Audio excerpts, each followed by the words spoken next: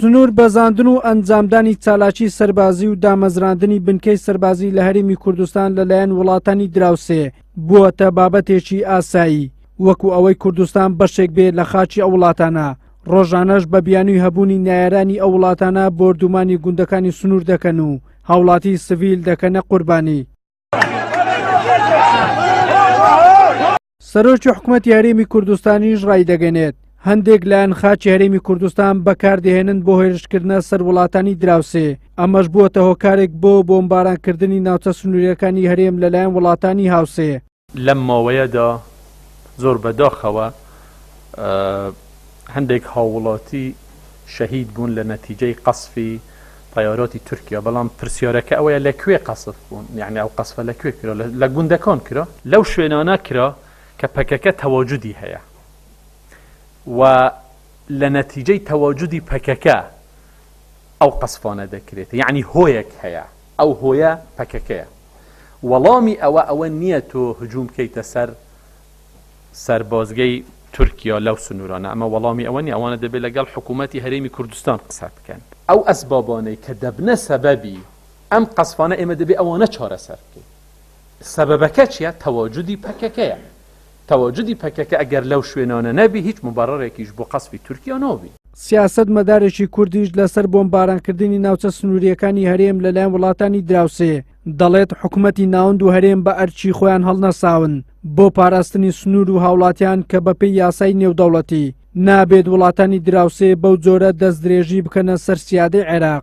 شتێکە دژی دراوسێتیە، دژی قانونی دووەلیە، دژی هەموو جۆرە یاسایەکی ئاسمانی و هەموو شتێکە تەوان شتێکی هەڵەیە نابێ بکرێت. ئەمان ئەڵێن حەقمان هەیە بینە ناوچکە وەختی خۆی لەگەڵ سەدام اتفاقێکیان هەبوو، اتفاقی ئاسایشی سنوور بۆ سنوور هاوکاری کردن و سەدام مەجای داون قسمە بێنە، بەڵام حکوومەتی بەغایشی چیە دەبێت ئەوە ئەو هینە لە خۆکایانی نەیهێڵێ ئەو قانونەی کە لە زمانی سەداما بۆ ئیتفاقی بین تورکیا و عێراق یا ئێران و عێراق بەزنە ئەو ئیتفاقیان ئیلغا کردووە، موقفیان هەیە نا هیچ تورکیا بە کەیفی خۆی ئەیکا و ئێرانی ژێکا. لەبەرەوە من ڕێیم وایە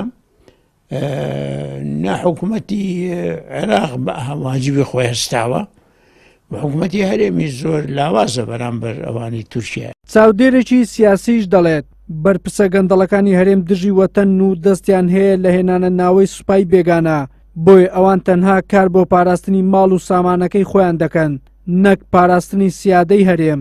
کەس نابی چاوەڕێوەی بکە گەندەڵکار سیادەی هەرێم بپارێزی، تەنها سیادەی گەندەڵیەکەی خۆی ماڵ و سامانەکەی خۆی دەپارێزی. بۆیە دەبینین لە هیچ نە لە تاریخدا نە لە ئێستا نە لە داهاتوودا نابینین میلەتەکەی لە سوپایشی داگیرکرا هەڵسیتێن بەجێرە شێوێن وەسف بکرێت. لە کاتێکە بەغدا ناوەکانی بە شەهید حیساب کردو و بانکی سەفارەتی تورکیای کردو هەڵویستی زۆر مشەڕەفانەتر بوو لە حکوومەتی هەرێم. بەڕاستی حکوومەتی هەرێم دیفاع لە وەتەنی پێ ناکرێت بێکەفاەتە بە معنای کەلیمە دژی وەتەنە. سوپای بێگانە لە هەموو لایەکی بەناو سیادەی هەرێم کەوتون، ئەنی شتێک نییە ناوی حکوومەتی هەرێم و سیادە لە هەرێمی کوردستان لە ژێرسایی سەرکرداریان سەرکردایەتی مادەم گەندەڵبی نابی هیچ هیوایەکیان پێ بکرێت. نزیکەی 30 ساڵە وڵاتانی دراوسێ بە بیانووی هەبوونی هێزی چەکداری ناریان بۆمبارانی ناوچە سنووریەکانی کوردستان دەکەن کە بەو هۆیەوە سەدان هاوڵاتی سڤیل شەهید و بریندار بوونە، بەڵام تا ئێستا ئەو وڵاتانە ئامادەنینە هیچ قەرەبوویەکی زیان لێکەوتوان بکەنەوە.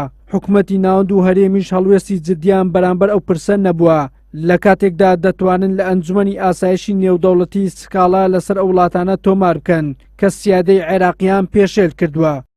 وەلی سەلیم، کەناڵی ئاسمانی پێم، هەولێر.